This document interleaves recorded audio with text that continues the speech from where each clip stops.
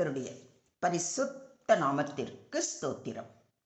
இன்றைய நாளின் தியானத்திற்கென்று தெரிந்து கொள்ளப்பட்ட வேத வசனம் ஏசாயா தீர்க்கதரிசியின் புத்தகம் 49ஆம் அதிகாரம் 16ஆம் வசனம்.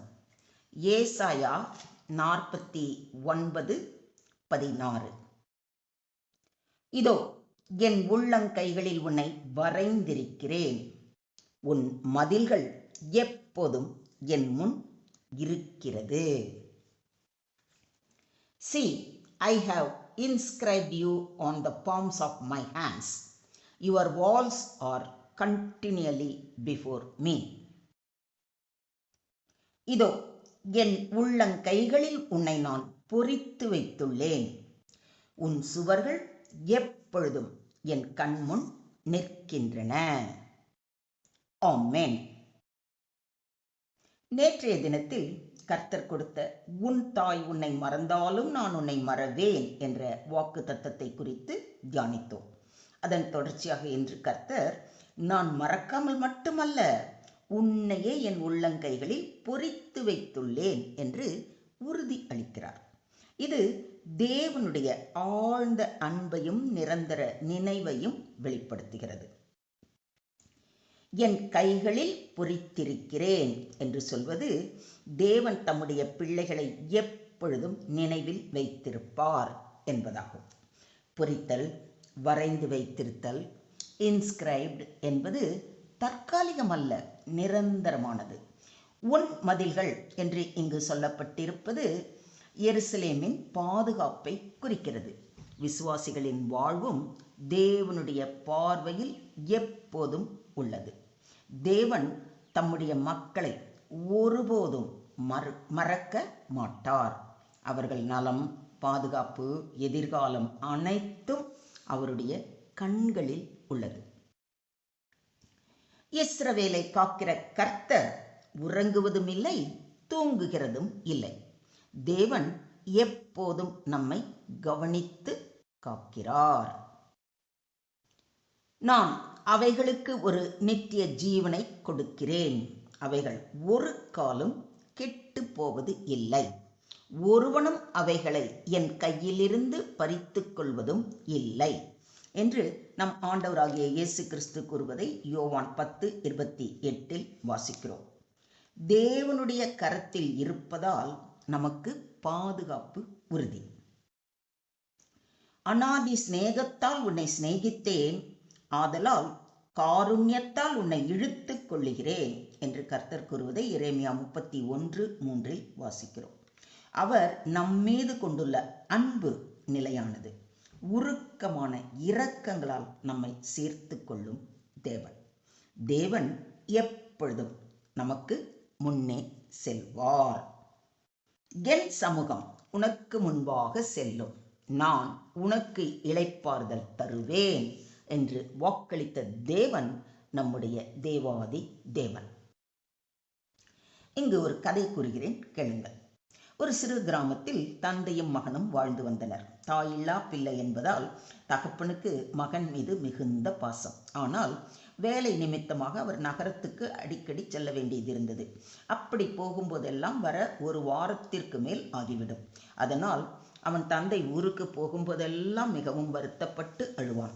ஒரு நாள் அவன் தந்தை ஒரு கத்தியை எடுத்து தனது கையின் உள்ளங்கையில் அந்த சிறுவனின் பெயரை சிறிய எழுத்துக்களில் பொறித்தார். அதை பார்த்த சிறுவன் ஆச்சரியப்பட்டான். அப்பா, இது வலிக்காதா என்று கேட்டான். தந்தை சிரித்து கொண்டே, ஆம் மகனே, இது வலிக்கும், ஆனாலும் உன்னை ஒருபோதும் மறக்கக்கூடாது என்பதற்காக இதை செய்தேன். நான் எங்கே சென்றாலும் என் கண்ணில் உன் பெயர் எப்போதும் இருக்கும், உன்னை மறக்க முடியாது என்றார்.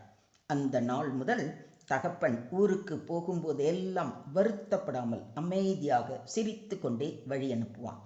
என் தந்தை எங்கே சென்றாலும் என்னுடைய பெயர் என் அப்பாவின் கையில் இருக்கிறது, அதனால் அவர் என்னை மறக்கவே மாட்டார் என்ற நம்பிக்கை அவன் மனதில் மிகுதியான ஆறுதலை தந்தது.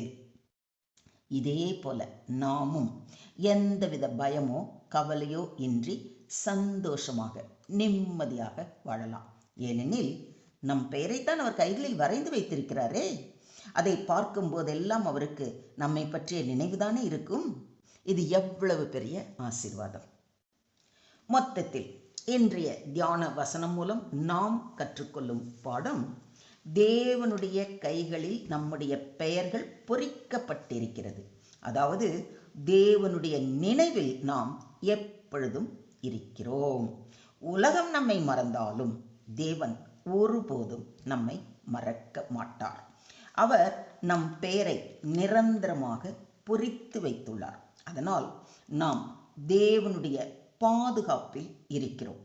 நம் வாழ்க்கை சுவர்கள் அவரது கண்களில் எப்பொழுதும் இருக்கின்றன. அவர் நம்மை சுற்றிலும் மதிலாக இருக்கிறார்.